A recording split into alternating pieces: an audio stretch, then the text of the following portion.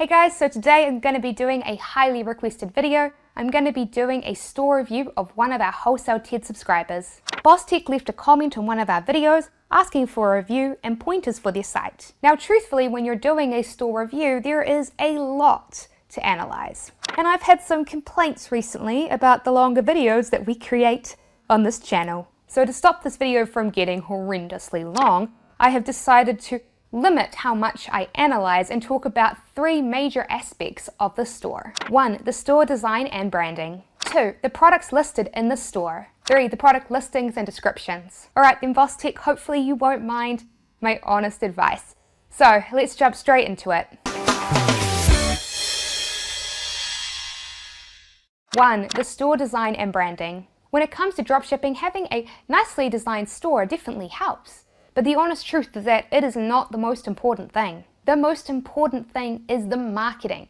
Getting the right product in front of the right customer who will want to impulse purchase it. What branding and design do though, is they help build trust. Now, there are other ways to build trust, but branding and design definitely helps. So let's take a look at their store, the watch destination. Something that I'm immediately struck by here is that there is no logo. Logos really help give your store a brand, a personality, a character, so I would definitely add one. Next, if we scroll down, this homepage looks quite empty. It makes the store look kind of unfinished, which makes it difficult to trust it. Adding in different product categories and showing off more products on this page would definitely help it look bigger and more legitimate. In addition, taking a look at the categories on the site, I can see that they are selling watches for men, women, and children.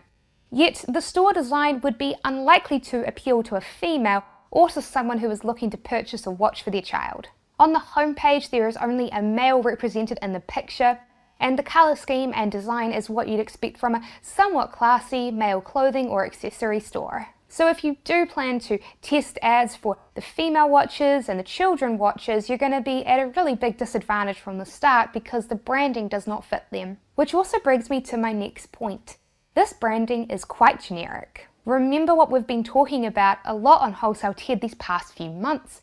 Impulse purchases are key to dropshipping. Why would someone purchase from you rather than their local mall? The reason why they purchase from you is because they think that they're getting something unique, something special that they can't get elsewhere. This stock image, this lack of logo, this generic color scheme, it screams, I am a wannabe male accessory site. There is nothing special about me. And if there is nothing special about you, why would they buy from you? Now in saying that though, there is something a bit special about you that I can see, and that is that 30% of your profits are apparently going to charity. The thing though is that this is not a good substitute for a brand. This doesn't immediately make you special because the truth is, why should I care that 30% of the profits are going towards charity? Unless we care about that charity, or unless we believe in your cause. The truth is that most customers would rather have their items just be cheaper. But there is no mention on the homepage about what charity you're even donating to, or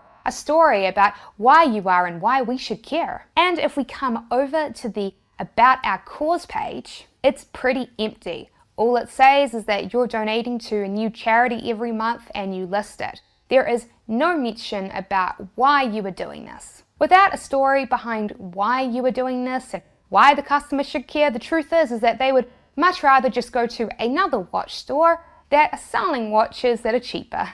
And truthfully, as of now, the fact that you haven't explained your mission, that I can't see any reason for this at all, would actually make me trust you less. Because I wouldn't actually know if I could believe you when you say that the profits are going towards charity. The truth is that I do think that the branding and design of the store needs a little bit more work. And again, websites don't have to look fancy to convert. They just need to have something that makes them look a little bit original, give them a little bit of a unique style. And this can be achieved quite easily with a very basic design if you've got cool items listed, if you have a niche specific color scheme and a custom logo.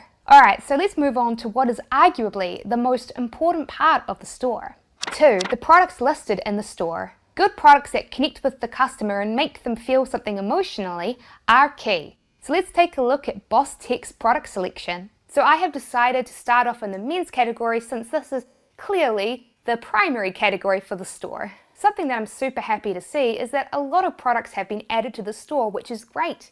Because honestly, most people give up and they only add a few products to their store because they get bored. Something that's also nice here is that the featured image for each of the watches listed on this page has the product on a white background. And this is something that Amazon.com have actually tested quite extensively. They have found that this can greatly improve conversions for clothing and accessories. For other categories, it is less important, but when it comes to clothing and accessories, customers do have an expectation that it's going to be laid out like this, so it makes it look a lot more professional. The issue that I have with these watches though is that I find them quite boring.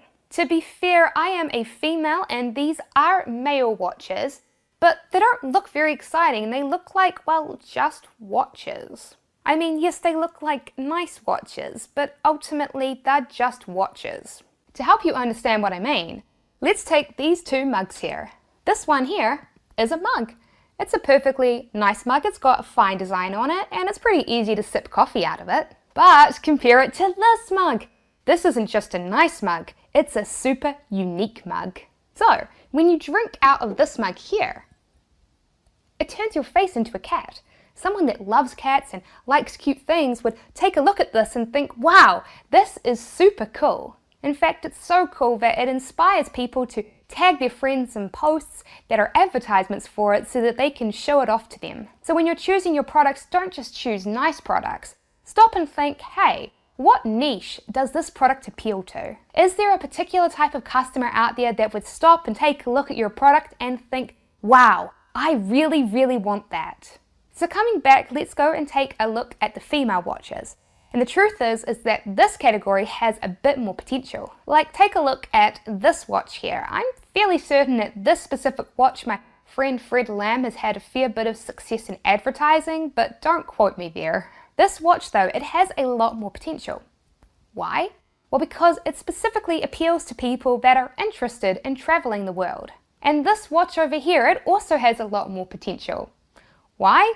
Well, because of the fact that it appeals to people that love peacocks. And this watch, it also has a lot more potential because guess what? It appeals to people that like sailing. These other watches though, I can tell you from a female perspective that they would not inspire me or basically anyone else that I know. So there are a few watches on here that have potential, but the vast majority are just simply not exciting enough. Something important to note though is that you can add boring products like this to your store if you want to fill it out and make it look bigger.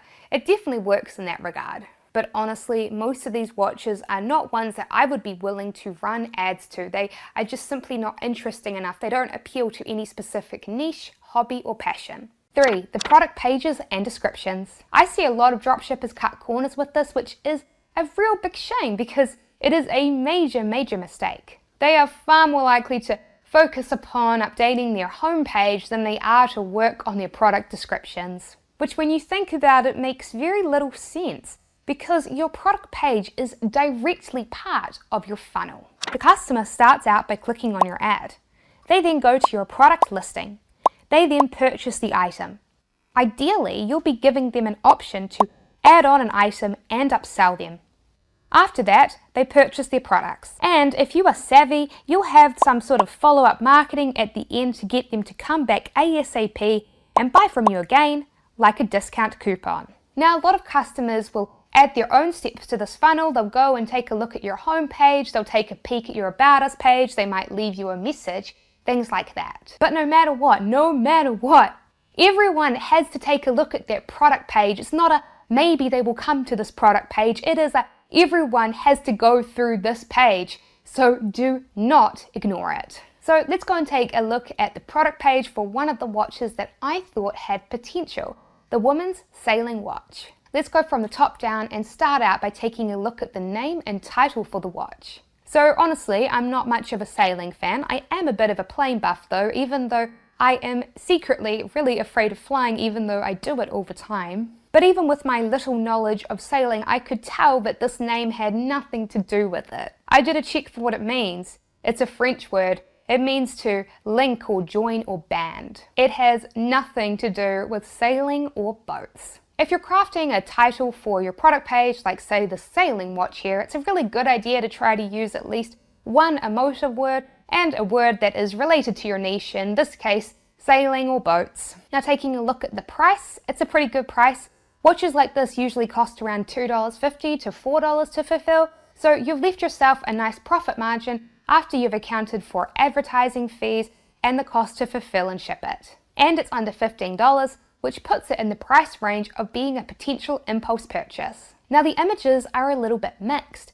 As I said earlier, it's really good that you've got a product image on a white background as your primary thumbnail. Now these images are quite sharp, but unfortunately they are not large enough to be able to zoom in on, or at the very least this page has no zoom functionality. Amazon have proven that being able to zoom in on a product image greatly improves conversions. Customers like to be able to see in detail what they are buying. And something else that would be nice but not necessary are pictures of your items being used in a real life context. Now ideally it would be a picture of it on someone's wrist, but at the very least having the watch sitting in a real life context or environment, like on a desk or on a table in someone's house, would be nice. Something else that I'm really happy to see on this page is that it has a very clear shipping disclaimer. This is very important for minimizing refunds, chargebacks, and disputes. What I am less fond of though is this product description, which is just a few bullet points. As I talked about in our recent video, 10 sales psychology hacks, a nice product description is just 2 paragraphs long that contain 2 to 3 sentences each that sell the product. And in particular, these paragraphs should be selling the customer on how this watch is going to benefit their lives, not just list the features. So instead of just saying that it's a stylish watch as a feature, talk about the fact that people will be really impressed when they see it. And instead of just saying that, hey, it features an anchor on the watch face, say that they can express their love and their passion for sailing with this unique design. Something else that would be nice would be adding in trust symbols and words to this product page. Even saying something like secure checkout with MasterCard and Visa would be really great. I would also remove this section where customers can leave reviews because of the fact that there is an option to add reviews, yet no one has done so yet, only decreases the trust from the customer. My advice would be to only show an option to add reviews if you've got at least 1 review for your product. And one last tip to close this off quickly is that it would be really nice to have a related products or a recommended products section at the end of the product page. This is a proven effective method to get people to purchase more than 1 item for your store as a cross-sell. And if you can get customers to purchase more than 1 item from you, that is where the big money is at. So thank you Boss Tech for being brave enough to post your store to get honest feedback on it. Hopefully others have been able to watch this and learn tips on how they can improve their stores as well. If you like this video, be sure to subscribe to Wholesale Ted for more videos about dropshipping, and click that little notification bell next to it so that you don't miss out on any of our videos. And if you would like even more dropshipping training, then you should be sure to download our free ebook, How to Make $10,000 a Month Online with Dropshipping. You'll find a link on how you can download it in the video description below.